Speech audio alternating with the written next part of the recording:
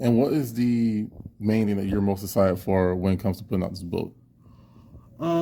I think the thing that I'm most excited for is, I think it's an original expression, in the sense that my first book was called Running After Delano.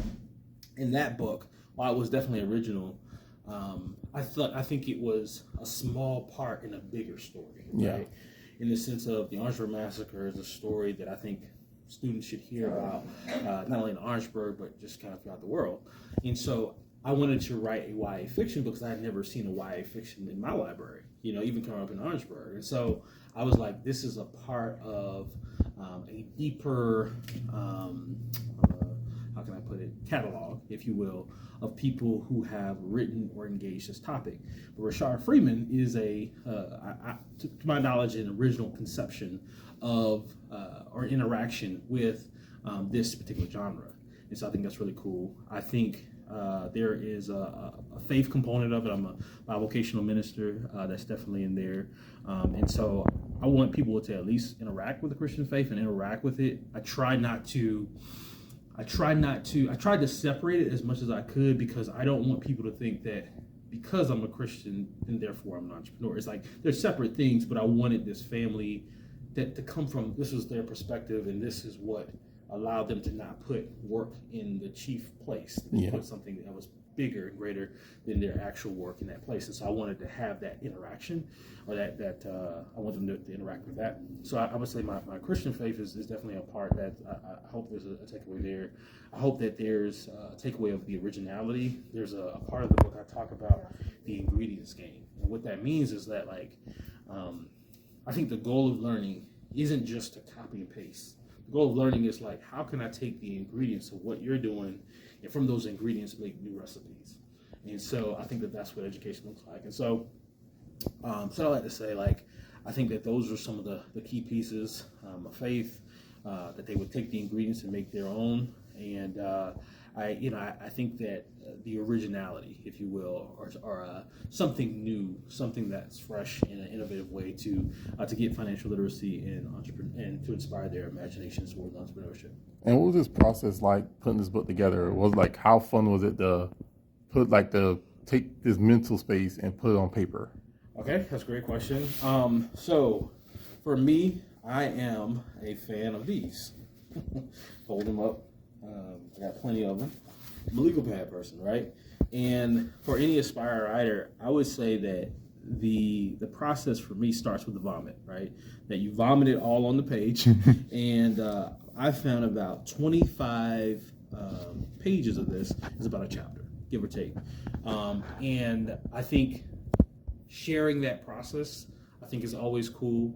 I think the entire business, I started a small LLC last year, Grace to Cultivate.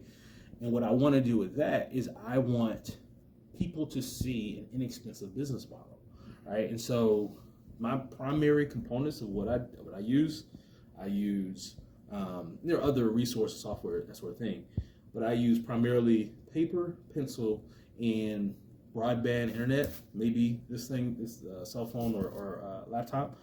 That's pretty much it. And I want to encourage a type of entrepreneurship that doesn't require a lot of maintenance, that doesn't require a huge investment, but it can be done as a personal passion project. The reason why the logo is, I went with an imagination pencil, is because a pencil is something that has been cultivated out of a tree. But also, there are three different things that I think it represents. It represents gratitude, right? Like there's a sense or a cultivation in the sense of no one looks at a pencil and thinks that a pencil wrote itself, or the things that are on a sheet of paper wrote themselves, but that there had to be someone acting, an active agent on the pencil.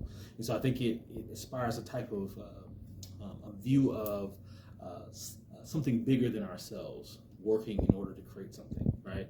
And so there's a great book by Andy Crouch. It's called The Culture Maker, and he's quoted as saying that God is ultimately the creator. We cultivate, as human beings, we cultivate.